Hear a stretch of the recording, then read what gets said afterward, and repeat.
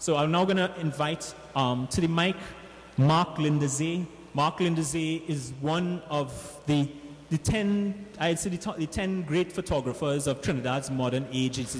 He is one of the persons who has documented the creatives of Trinidad and Tobago, from their studios to their work on stages to the Carnival to all those other kinds of things, faithfully, who's explored the mass in a particular way, in his individual way, and has a catalogue of work. When we create our national halls of fame, our national portrait galleries, it is the work of Mark Lindsay and people like Mark Lindsay, Abigail Hadid sitting down in the back, Maria Nunes there.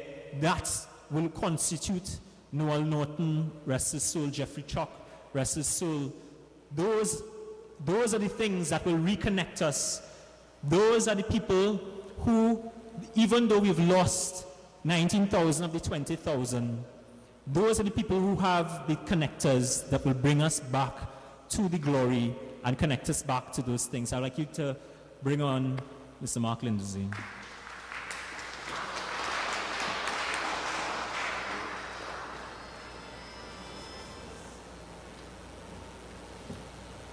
Good day. Actually, we need a photo in our column, so don't fuss. Let me just get this done. Good. Good. I'm sorry? All mics are too short for me. That's all right. Yes. All right. I kind of decided I'd come here to make sure. Thank you, Robin. I made a clumsy attempt at adjusting it. I'm pleased that you're here to do it right. Good.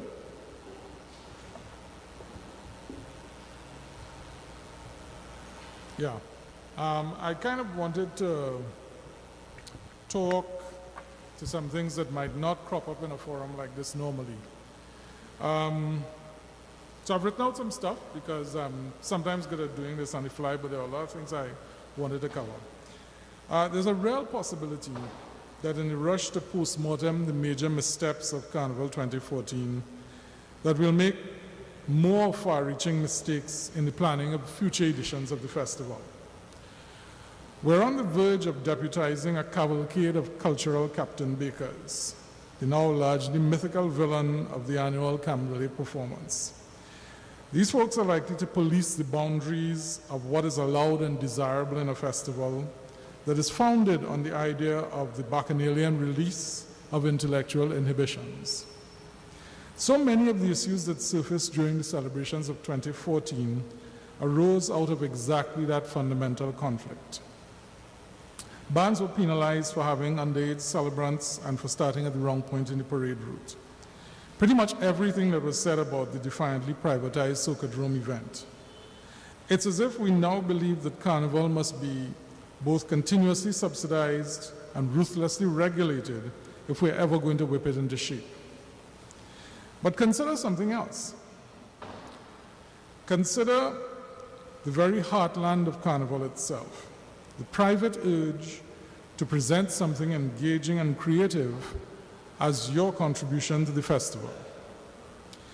That essential motivation has driven everyone from Minchell to a young Paramin Jab Jab to do something so outrageous, so startling, so utterly unusual that we are moved to do nothing more than stand stunned and mutter, "That is mass." Increasingly, the idea of what is mass is increasing and is coming under the same kind of scrutiny that porn once did. If it has this aspect to it and conforms to that other indicator, then it must be this thing that we have defined. Except that, like naughty pictures, such definitions end up being determinedly personal. One man's dirty picture in a museum is another man's Botticelli. Such constraints end up becoming narrow, constricting, and ultimately futile, because people will satisfy themselves according to their own desires. To explain this a little less abstractly, let me tell you a story about how I came to immerse myself in what's called Pretty Mass for 2 years. On Carnival Tuesday in 2007, I found myself stuck for 2 hours as the band Tribe flowed in front of my car as I waited to get home. At first I was annoyed. Then I became furious. I was tired, I was sweaty, I was aching from a long day and wanted nothing more than to reach my house, which was barely a block away. Then I became curious. The band wasn't being laggardly. Indeed, there were people hustling the surging line of masqueraders forward. My first response to that became the 9th blog post I ever wrote. There have been several hundred since. But it moved me to get in touch with Dean Akin, the band leader, and in 2008, I spent a year photographing the band, how the band puts thousands of people on the road. In 2013, I did the same thing again, curious about how the band, which had tripled in size since then, had scaled its operations and capacities. Between those two stories, I spent a few months with the original Whipmasters, whose intensely personal approach to playing mass had also fascinated me. What I found in both cases was, to my continuing surprise and pleasure, almost exactly the same thing. I found families working together with shared purpose. Tribe is largely led by the Nobrega, Akin, and Ramirez families and their extended household and circle of friends. The Alfreds of Hoover produced their tiny band out of their living room and their yard. Their friends, family, and community pitch in to make the unsponsored band happen each year. You may see a world of difference in the results of their efforts. I choose to consider the effort, the work, and their shared sense of independence. The bands, of course, are wildly different. The Alfreds don't charge masqueraders to play with them. It's less a band than it is a fraternity of common purpose. Tribe runs an all-inclusive street party behind a nylon rope for people who enjoy that experience and see it as their personal investment in Carnival. It is not for me to offer judgment on the merits of their respective approaches, and I submit that it may not be a matter for you to argue or decide on either. I cannot say that I personally understand the nuances of the costumes that fuel the competitive world of frontline pretty mass.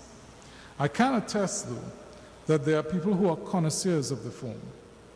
A hierarchy exists of preferred designers, and there are real rock stars among them. My inability to distinguish between one costume and another speaks to my ignorance, not a lack of knowledge or studied craft within the form. Creative entrepreneurship, regardless of its form or relative maturity, should not be a matter for public discussion beyond a general agreement that it should be encouraged and facilitated. Far more insidious and deadly is the steady encroachment of state funding at staggering levels throughout the festival. Such investments, poorly accounted for and justified by common sense and liberally granted, have more to do with politics and oil money than any strategy of sustainable development in Carnival. This spending amounts to nothing less than the sea-pepping of Carnival, the creation of eat-a-food opportunities that do nothing for the art within the festival and may ultimately smother any real movement for change and evolution within fragile art forms. The subventions that support traditional mass have created a ghetto of handouts, and minimal ones at that, instead of funding the growth of real businesses and creative hotbeds of innovation. Millions are spent on events that are essentially stadium-scale parties. On whose authority is the Soca Monarch or the Chutney Monarch competition convened beyond our own consensus of acceptance and the participation of the artists involved? Here's what I think we should do. Operate by the simplest of watchwords. Measure what you want to improve, protect what's important. Give the festival room to breathe.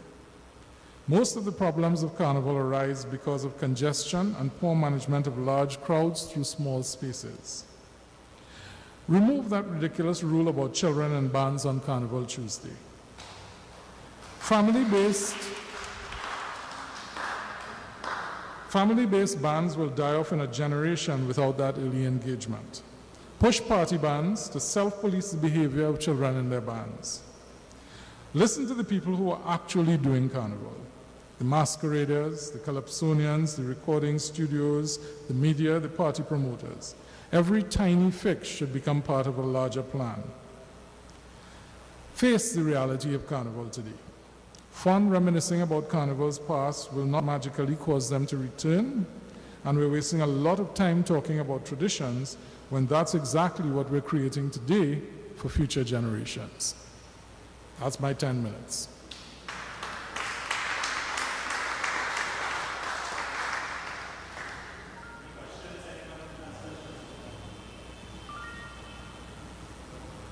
Cool.